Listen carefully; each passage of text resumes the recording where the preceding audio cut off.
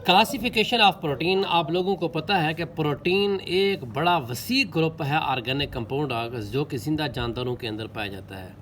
अगर हम इसकी क्लासिफिकेशन की बात करें तो क्लासीफाइड किया जाता है, मुख्तलिफ बेसिस बुनियाद के ऊपर क्लासीफाई किया जाता है।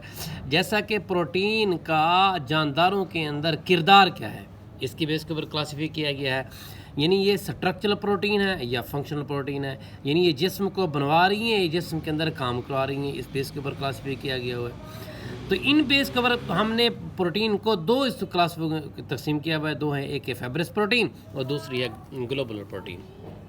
अब यही जो फाइब्रस प्रोटीन है या ग्लोबुलर प्रोटीन है, इन दोनों को हम इकट्ठे स्टडी करेंगे तो हमें ईजिली हर चीज़ समझ आती जाएगी। तो इनकी जो है ना ये खसूसियात फाइब्रस प्रोटीन ग्लोबुलर प्रोटीन की दी है। सबसे पहले करैक्टरिस्टिक शेप आ जाती है।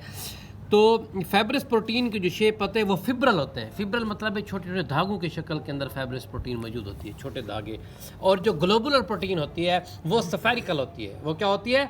सफेरिकल मतलब है गोल इन शक्ल के अंदर होती है। जो ग्लोबुलर प्रोटीन होती है ये एलिप्सोइडल होता है, अंडे की शक्ल। अगर हम इसकी स्ट्रक्चर की बात करें, जो फाइब्रस प्रोटीन होती है उसके अंदर प्राइमरी या सेकेंडरी स्ट्रक्चर होती है। आपको पता है प्राइमरी स्ट्रक्चर हमने पढ़ा था वो बिल्कुल सीधी होती है, सीनियल स्ट्राइट चेन उसकी होती हैं, यानी प्राइमरी सेकेंडरी स्ट्रक्चर होती है। क्योंकि मैंने धागे की बात की है, प्राइमरी सेकेंडरी स्ट्रक्चर आएगा। और ये मैंने टर्शियरी क्वार्टरनरी, क्योंकि ये गोल होती हैं, ये मज़ीद फोल्ड की हुई होती हैं, इस वजह से क्या होती हैं स्फेरिकल एलिप्सोइडल होती है। टर्शियरी क्वार्टरनरी स्ट्रक्चर यानी कि ग्लोबुलर प्रोटीन ये गोल होती हैं। अगर रूल की बात की जाए, जो स्ट्रक्चर बनवाती हैं, साख्तें बनवाती हैं, बॉडी बनवाती हैं, बॉडी के अंदर जितनी अक्सर चीज़ें पाई जाती हैं वो बनाने वाली फाइब्रस प्रोटीन होती है। जबकि ये ग्लोबुलर प्रोटीन वो साख्त आपकी बॉडी के अंदर कोई नहीं बनाती, वो आपकी बॉडी के अंदर इंजाइम, हार्मोन, एंटीबॉडीज़ यानी काम करवाने वाली ग्लोबुलर प्रोटीन है, वो साख्त नहीं, इकाई नहीं बनवाती। इस तरह अगर क्रिस्टलाइजेशन की बात की जाए तो ये जो साख्त बनानी होती है फाइब्रस प्रोटीन होती है, ये क्रिस्टल तो नहीं होगी ना, धागों की शक्ल में होगी आपकी, ये क्रिस्टल नहीं होगी। जबकि ये क्रिस्टल हो सकती है, इनको क्रिस्टल किया जा सकता है, ये टूट भी सकती है। सॉल्युबिलिटी की बात की जाए, फाइब्रस प्रोटीन आपकी बॉडी के अंदर मौजूद है, अगर ये सॉल्युबल होगी तो बॉडी मौजूद रहेगी? नहीं रहेगी।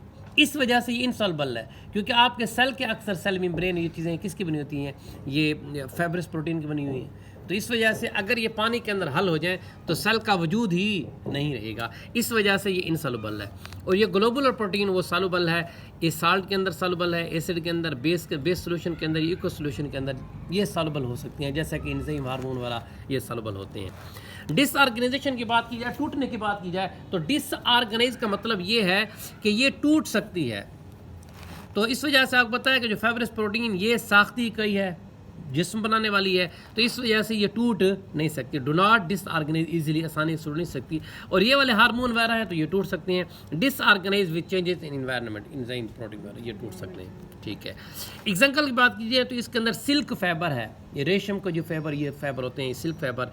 ये किससे बनता है? ये सिल्क वर्म, रेशमी जो कीड़ा होता है वो बनाता है, ये स्पाइडर बनाता है, उसके वेब से, जो उसके जाले वगैरह होते हैं वहाँ से हासिल होता है सिल्क फाइबर। और ये प्रोटीन है, ये क्या है? ये फाइब्रस प्रोटीन होती है। ये नहीं धागे होते हैं फाइब्रस प्रोटीन, मैंने पहले ही बताया आपको। अच्छा, इस तरह इसके बाद की जाए, एक्टिन जो होता है मसल सेल के अंदर, ये भी धागों की तरह होता है। जो muscle actin, myosin, muscle contract करता है उसके अंदर मौजूद होता है, ये उसका। फैब्रिन जो ये खून के अंदर पाई जाती है, ब्लड क्लॉट कराती है, ये प्रोटीन होती है, ये धागु शक्ल के अंदर होती है। इस तरह कैराटिन होते हैं आपके नेल के अंदर, आपके बालों के अंदर पाई जाने वाली ये कैराटिन पनीर होती है। इस तरह आपकी जो स्किन होती है, बल्कि स्किन जो बर्ड्स की होती है ना, बर्ड्स की स्किन के अंदर बहुत ज़्यादा पाई जाती है कैराटिन प्रोटीन। और बर्ड्स की जो बीक होती है, चोंच, उसके अंदर भी कैराटिन प्रोटीन पाई जाती है। इस तरह कोलेजन होता है, ये जो कोलेजन मसल, ये जो कनेक्टिव टिश्यू होते हैं उसके अंदर पाया जाता है। आपकी जो कार्टिलेज है, जो आपकी बोन्स है, उसके अंदर भी कोलेजन फाइबर क्या होते हैं? पाए जाते हैं। तो कोलेजन फाइबर ये सारी की सारी जो बताइए, silk fibre, actin, fibrin, keratin, collagen, ये सारी की सारी धागों की शक्ल के अंदर होती हैं। और ये सारी की सारी क्या है? ये फाइब्रस प्रोटीन है। अब ये वाली पढ़ने लगे हैं जो ग्लोबुलर प्रोटीन होती हैं, जो स्फेरिकल होती हैं, धागों की शक्ल में नहीं होती, वो है इंजाइम, जैसे मैंने बायोकैटलिस्ट है, इंजाइम की बात कर रहा था।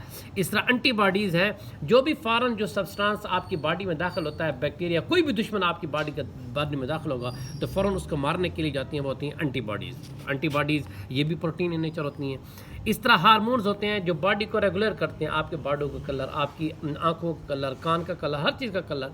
और इस तरह आपकी बॉडी की ग्रोथ है उसको कंट्रोल करने हार्मोन होते हैं, और वो भी क्या होते हैं? प्रोटीन नेचर होते हैं। हीमोग्लोबिन होता है जो बॉडी के अंदर ऑक्सीजन को क्या करता है? कैरी करता है। वो भी प्रोटीन इन नेचर होता है। तो ये जो प्रोटीन होती हैं ये धागों की शक्ल में नहीं होती बल्कि स्फेरिकल होती हैं और ये टूट भी सकती हैं क्योंकि ये वाली साख्ती कोई नहीं बना रही। अब हम पढ़ने लगे rules of protein in life.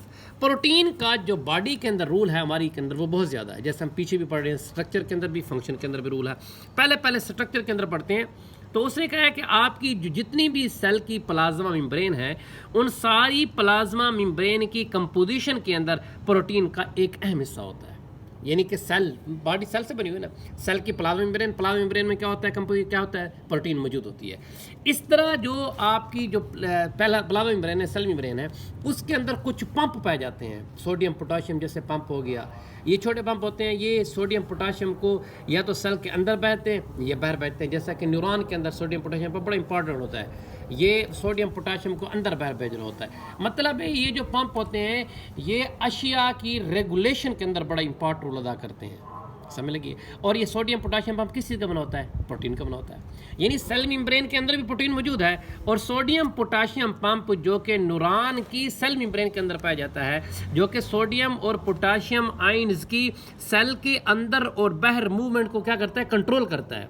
तो वो भी किस चीज़ का बना हुआ, सोडियम पोटाशियम, वो भी प्रोटीन का बना हुआ है। किससे का बना है, प्रोटीन का बना है। इस तरह जो कोलेजन फाइबर है, अभी मैंने बताया कोलेजन फाइबर आपकी कार्टिलेज जो नरम हड्डी होती है, जो मुर्कनी हड्डी होती है, उसके अंदर मौजूद होता है कोलेजन फाइबर।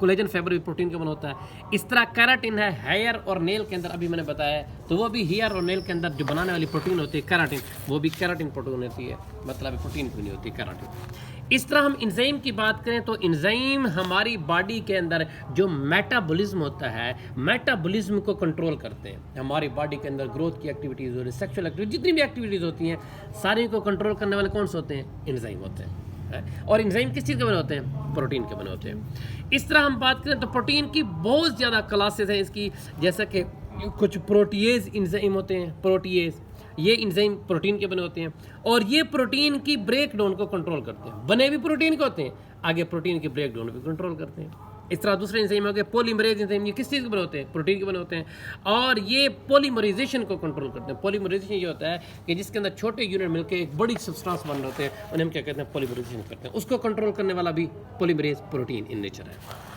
इसके अलावा हम बात करें कुछ इसके हार्मोन के बारे में, जैसा कि वो कहते हैं hormone protein peptide in nature होते हैं, जैसा कि इंसुलिन है।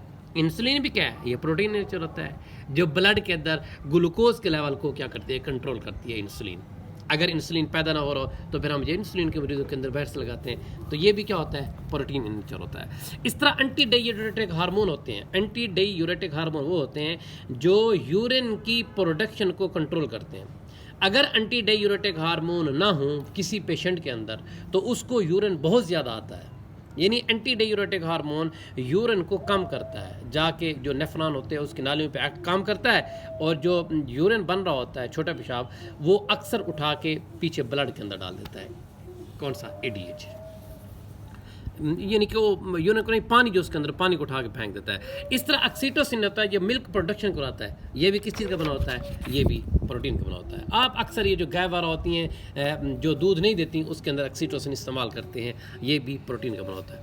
इस तरह मतलब कुछ ग्लोबुलर प्रोटीन होती हैं जो अभी मैंने बताया है, जिसके अंदर वो कहता है वो क्या करती हैं, वो चीज़ों की तरसील का काम करती हैं, ले आती हैं या ले जाती हैं। जैसा कि हीमोग्लोबिन है, हीमोग्लोबिन का काम क्या होता है, ऑक्सीजन को कैरी करती है, ऑक्सीजन ले आती है या ले जाती है, समझ लगी है। इस तरह मायोग्लोबिन है, मायोग्लोबिन कार्बन डाइऑक्साइड की ट्रांसपोर्ट का काम करती है, हीमोग्लोबिन ऑक्सीजन का और मायोग्लोबिन कार्बन डाइऑक्साइड का।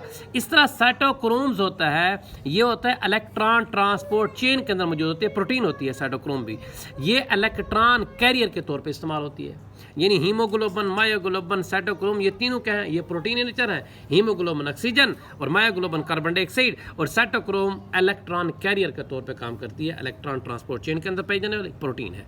अच्छा, अल्ब्यूमिन आपके ब्लड के अंदर पाई जाती है, जो ब्लड के अंदर आपकी ऑस्मोटिक कंसंट्रेशन होती है उसको कंट्रोल करती है, मेंटेन करती है अल्ब्यूमिन, जिसकी वजह से जो ब्लड होता है वो आपकी बॉडी के अंदर फ्लो करता है। तो तो अल्ब्यूमिन ऑस्मोटिक कंसंट्रेशन कंट्रोल करती है, ब्लड के अंदर पाई जाने वाली प्रोटीन है। इस तरह आपकी बॉडी के अंदर अगर कोई कट लग जाए तो खून जल्दी से बहता है, समझ लगी यानी इसको खून को जमाने के लिए, क्लॉट करने के लिए, जमने के लिए, तो ये भी प्रोटीन होती है जिसे हम कहते हैं फेब्रिनोजन प्रोटीन। ये आपकी बॉडी के अंदर कोई भी कट लग जाए, ब्लड के अंदर मौजूद है, तो कट जहाँ लगेगा वहाँ आके ये एक नेटवर्क बनाएगी और उसको क्या कर देगी, फिल कर देगी, खून को बहने नहीं देगी, ज़ाया नहीं होने देगी। ये फेब्रिनोजन है। मगर ये फेब्रिनोजन खुद नहीं आती, ये फेब्रिनोजन एक्टिवेटेड होती है फेब्रिन के अंदर, और फेब्रिन ये काम करती है। फेब्रिन या फेब्रिनोजन है किसके अंदर, ये भी प्रोटीन नेचर है। इसके अलावा हम बात की जाए, अक्सर आपकी बॉडी के अंदर जो जिस्म का ये बॉडी है, आपकी जो मसल जितने भी हैं, ये एक्टिन मायोसिन फाइबर से बने होते हैं, और एक्टिन मायोसिन फाइबर ये कंट्रैक्ट करते हैं, जिसकी वजह से मसल की मूवमेंट होती है, मसल हरकत करते हैं। ये बच्ची चल रही है, ये हंस रही है, सारी मसल की मूवमेंट की वजह से हो रहा है। तो मसल की मूवमेंट को कौन कंट्रोल करता है, एक्टिन मायोसिन प्रोटीन कंट्रोल करता है। मतलब है हमारी बॉडी की मूवमेंट को कंट्रोल करने के लिए भी प्रोटीन मौजूद होते हैं, जिसे हम एक्टिन मायोसिन कहते हैं। इस तरह जो ट्यूबुलिन प्रोटीन है, ये स्पिंडल फाइबर बनाती है, ये भी बड़ी इंपॉर्टेंट है। अच्छा, हमारी बॉडी के अंदर एंटीबॉडीज़ आती हैं। कोई भी बैक्टीरिया, फंगस, प्रोटोजोआ, कोई भी बाहर की चीज़ जो हमारी बॉडी का दुश्मन हो, जो ही हमारी बॉडी के अंदर दाखिल होता है, तो उसके ऊपर एंटीबॉडीज़, ये प्रोटीन होती हैं, उसके ऊपर जाके अटैक करती हैं, उसको किल कर देती हैं। यानी हमारी बॉडी का कोई भी दुश्मन जब हमारी बॉडी के अंदर दाखिल होगा, जैसे बैक्टीरिया वगैरह है, तो उनके ऊपर अटैक कौन करेगा, एंटीबॉडीज़। और एंटीबॉडीज़ क्या है, वो भी प्रोटीन इन नेचर है, समझ लगी, वो भी क्या है, प्रोटीन इन नेचर है। अच्छा, इस तरह कुछ आयन बाइंडिंग प्रोटीन्स होती हैं जो आयन्स के साथ बाइंड्स करती हैं, वो भी हमारी बॉडी के अंदर मौजूद होती हैं। जैसा कि फेरिटिन एक प्रोटीन है, ये इंट्रासेलुलर आयरन स्टोरेज प्रोटीन है। यानी फेरिटिन ये बॉडी के अंदर, ब्लड के अंदर रहती है, ये ब्लड के अंदर जो आयरन होती है, आयरन को स्टोर करके रखती है, यानी ये आयन बाइंडिंग प्रोटीन है फेरिटिन। इसके अलावा एक और प्रोटीन है जिसे हम कहते हैं कैजीन, ये मिल्क प्रोटीन है, ये भी ब्लड के अंदर मौजूद रहती है। और ये केजीन का काम क्या होता है, ये पोटाशियम और कैल्शियम आयन को स्टोर करके रखती है।